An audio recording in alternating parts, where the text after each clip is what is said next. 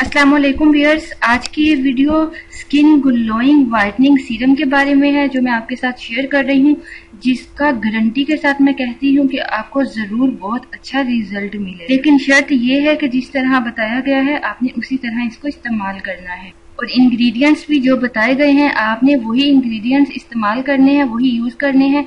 क्योंकि some time बहुत सारी रेमेडीज जो शेयर की जाती हैं उनमें आप लोग क्वेश्चन करते हो कि अगर ये इंग्रेडिएंट अवेलेबल ना हो तो इसकी जगह हम कोई और यूज कर सकते हैं।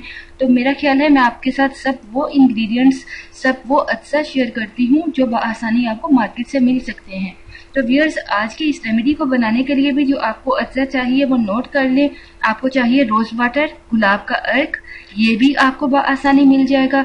इसके अलावा आपको चाहिए लेमन जूस, लीमू का रस, ये तो हर घर में अवेलेबल होता है। नेक्स्ट है सैंडलवुड पाउडर, आपको चाहिए चंदन पाउडर, ये आपको पंसार स्टोर से मिल जाएगा। ये थोड़ा सा कॉस्टली होगा, बाकी अज्जा इतने कॉस्टली नहीं है। तो लेकिन सैंडलवुड पाउडर का रिजल्ट बहुत ही बेस्ट और इफेक्टिव होता है। नेक्स्ट में आपको चाहिए आलमंड ऑयल, आप बादाम का तेल ले लें। अगर आपके पास बादाम का तेल अवेलेबल नहीं है तो आप ऑलिव ऑयल, जैतून का तेल ले सकते हैं। इसके अलावा लास्ट में आपको चाहिए aloe vera gel. Aloe vera gel fresh ले लें तो बहुत बेहतर है, लेकिन आप अगर फ्रेश इस्तेमाल करते हैं तो आप ज्यादा देर तक इस सीरम को स्टोर नहीं कर सकते। अदरवाइज आप मार्केट में मौजूद एलोवेरा जेल भी किसी भी कंपनी की ले सकते हैं। अनम होम रेमेडी चैनल को सब्सक्राइब करने के लिए सामने दिखाए गए सब्सक्राइब बटन पर क्लिक करने के साथ नोटिफिकेशन बेल आइकन पर क्लिक कर दें, ताकि आप health tips, beauty tips, Quranic वज़ाइफ, अपनी किसी भी प्रॉब्लम से रिलेटेड कोई भी वीडियो फौरी हासिल कर सकें। ओके व्यूअर्स, तो आपने अब करना क्या है, एक बाउल में आपने 3 चाय के चम्मच गुलाब का अर्क, इसमें आपने सिर्फ 1 चाय का चम्मच लीमू का रस, 1 चाय का चम्मच आपने इसमें सैंडलवुड पाउडर, 1 चाय का चम्मच इसमें बादाम का तेल, वरना आप जैतून का तेल भी इस्तेमाल कर सकते हैं। जैतून का तेल भी चेहरे के लिए बहुत इफेक्टिव होता है। और अगर आपकी स्किन बहुत ऑयली है तो आप इसको आधा चाय का चम्मच कर दें। और आपको नेक्स्ट में चाहिए 2 चाय के चम्मच एलोवेरा जेल। ये जितने भी इंग्रेडिएंट्स आपके साथ शेयर कर रही हूँ ये सब स्किन वाइटनिंग सीरम के लिए ये बहुत इफेक्टिव हैं। ये आपकी स्किन वाइटनिंग के लिए, स्किन ग्लोइंग के लिए और स्पॉटलेस स्किन के लिए परफेक्ट है। इन सब अज्जा को आपने 2 मिनट के लिए अच्छी तरह इतना मिक्स करना है कि ये एक फाइन सा पेस्ट बन जाए। इसमें जो छोटे छोटे सी गुठलियां सी वो ना हो, बिल्कुल फाइन सा पेस्ट बन जाए।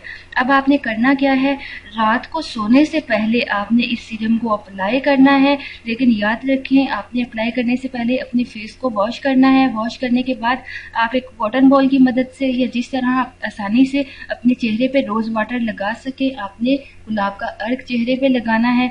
जब वो थोड़ा ड्राई हो जाए तो आपने इस मिक्सचर को, ये जो सीरम आपने बनाया है, इस सीरम को अपने चेहरे पर अप्लाई करना है।